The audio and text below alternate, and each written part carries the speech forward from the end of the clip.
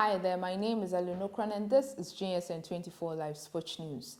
Coming up in a news update for today, Addo is not competent to qualify Ghana for the 2026 World Cup, GOC boss Benno Mensah, National Cycling Championship, Amu Farakan triumph at Ablekuma, Thelma Balfour, CAF Women's Champions League winner, Salah, I will see what will happen.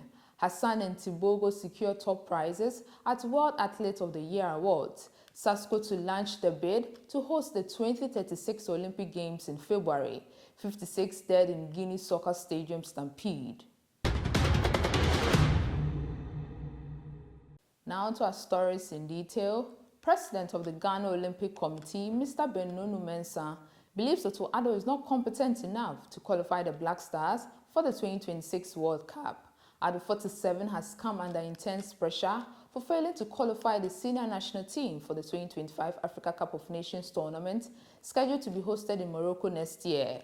Under the guidance of former Borussia Dortmund talent coach, the Black Stars finished at the bottom of Group F and recorded 3 draws and 3 goals and finished the qualifiers with just 3 points.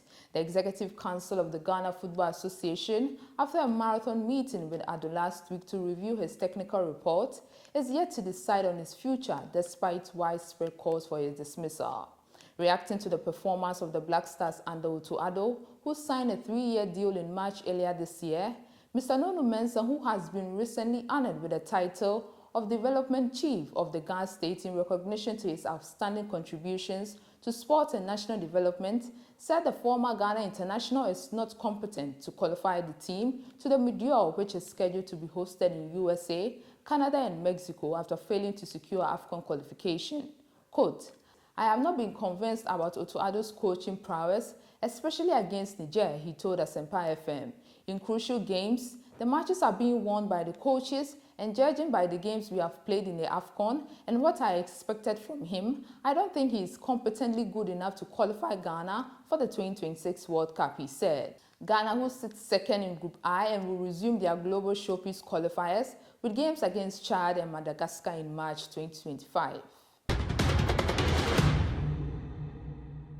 Francis Amu of Fenton Kelly Group delivered a stunning performance to clinch victory at this year's National Cycling Championship held in Olebu, Ablekuma in the Greater Accra region last Saturday.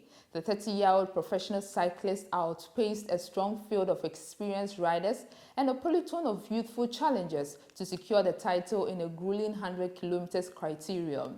The race, comprising 8 laps of 12.5 kilometers, completed in 20-minute intervals, saw Amu cross the finish line in 2 hours, 37 minutes and 20 seconds, clocking an impressive average speed of 38.14 kilometers per hour. Emmanuel Sesi of Royal Styles came in second, narrowly behind with a time of 2 hours, 37 minutes and 29 seconds, while Frank David Akofo-Awuku of Team TBT secured third place with an identical time as Sesi. This year's event marked the 10th anniversary of the annual championship, drawing 21 male cyclists from 12 cycling clubs across the country.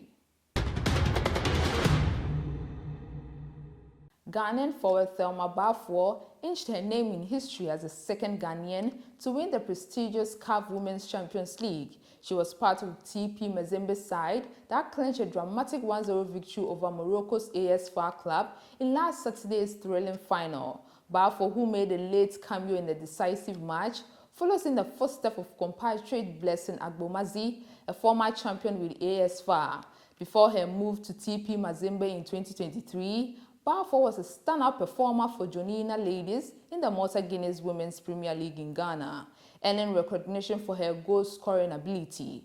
Now basking in a Champions League success, Balfour has set her sights on donning the Black Queen's jersey, having last represented Ghana as part of the Black Maiden squad 4 years ago. Her journey is one of talent, determination and dreams yet to unfold. Liverpool star and Egypt international Mohamed Salah has once again given fans another hint regarding his immediate future following the Reds' 2-0 win against Manchester City in the Premier League on Sunday evening.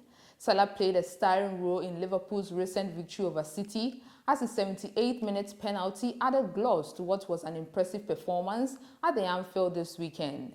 With the 32-year-old out of contract at the end of the 2024-2025 season, there has been little indication or direction from the club regarding a new deal.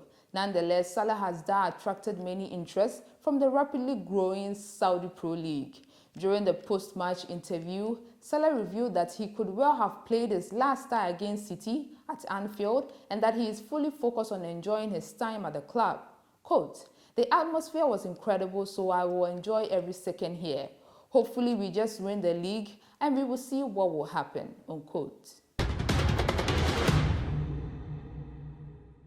In athletics, this year's World Athlete of the Year awards in Monaco saw Lichel Tobogo and Sifan Hassan secure top prizes. Tobogo became the Botswana first Olympic champion at this year's Games in Paris, bettering his own record in the men's 200 meters. The 21-year-old voiced his thanks as he was named the Male World Athlete of the Year, saying, and I quote, "It feels amazing. It feels good to know that what you have been putting through in the year is now giving you some fruits that you have been waiting for," unquote. Hassan also expressed her gratitude for her award. "Thanks to the fans and everyone who voted. I never thought I'm going to win this one because it was like a crazy year and it's not only me. All the athletes are amazing," she said. It comes after Hassan clinched her first global marathon title at the Paris Olympics. She won the London Marathon the previous year. A moment of silence was held in memory of Kevin Kiptum, who was commended at last year's ceremony. Kiptum died in a road accident earlier this year. In his re-election for a fourth term, South African Sports Confederation and Olympic Committee President Barry Hendricks told SABC Sports that the bid to host the 2036 Olympic Games will officially begin in February.